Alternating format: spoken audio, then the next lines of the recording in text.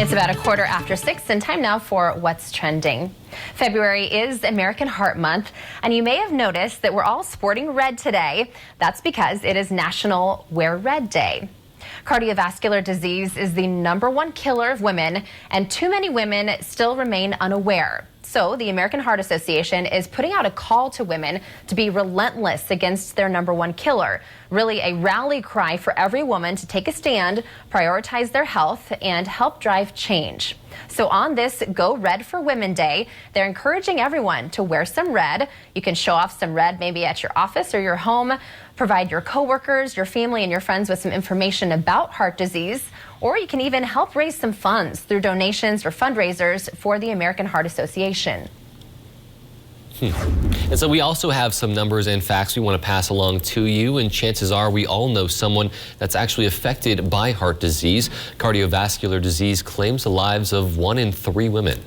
And 80% of cardiac events can be prevented through education and lifestyle changes such as moving more, eating smart, and managing blood pressure. That's right. And prior to Go Red for Women, only 30% of women knew that heart disease was their greatest health threat. And now, a decade after its launch, close to 56% of women recognize this. So that's a nearly 90% increase in awareness. But of course, there's still a ways to go. And so today's the perfect day to get that word out. Absolutely, yeah, and everyone, get out there, wear your red, show your support. Definitely a really good opportunity to educate and raise some of that awareness. Yeah, without a doubt, raise that awareness. That awareness can save a life. Absolutely. Well, taking a turn out of this next story, never miss a chance to take your shot because you never know who's watching. A custodian at an Ohio middle school was seen on camera, on the security camera, completing his daily rounds on Thursday morning.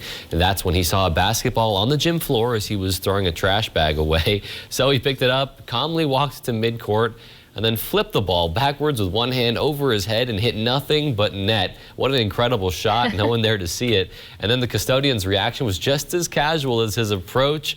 He flung his arms up over his head, grabbed his vacuum cleaner and trash bags before walking out of the gym and continuing with his day. But oh my God, looking at that again is just like, so funny. I can't believe how, I mean, you can tell he's kind of like enthusiastic, but it's like, yay. Like he just like throws his hands up and keeps going along his normal business. I would probably do a little happy dance after that because I've tried making a few of those shots and just given up after not having much luck. But man, what a great shot. Exactly.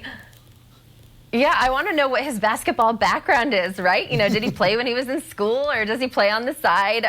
Or if not, that's like the ultimate horse shot, right? If he played a game of horse, I think he'd win every time. Yeah. But yeah, he's just so casual about it, and it's very impressive. Yeah. Oh, that is very great. Actually, a quick story here. I was on the left, one of those left half-court marks when I was in high school, and I actually did make a half-court shot at halftime, too. It was actually during a women's game, so it was actually pretty funny to be able to make that. I wasn't even planning on making one. It only took 2 tries. Oh, good for you. That's awesome. Awesome. So too funny there. I think I may have that video somewhere, so I may have to show you guys at some point. But meanwhile, some good Samaritans braved the recent snowstorm in Rhode Island to help those who help others. While many people were indoors during the height of the storm at Westerly Hospital in Rhode Island, 10-year-old Christian Stone and his mom's friend Abby Meeker braved the bitter cold Monday afternoon. The pair took on the parking lot, removing unwanted snow from the cars of about 70 essential employees, so that while they took care of people inside, when they were done with their shift, they were also taken care of. Christian came up with this idea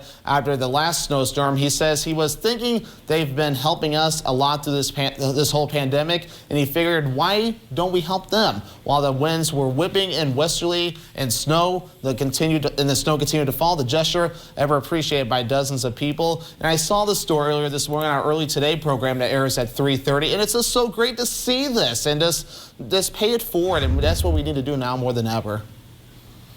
We really do, and I think the most impressive thing about this to me is that he's just 10 years old and came up with this idea. So obviously he's been raised right and really has a good heart and wanted to do this for those healthcare workers, which is so phenomenal. And also, guys, just anyone clearing snow off of your car, it's the most wonderful joy ever to walk out and see that and realize that you don't have to do it yourself.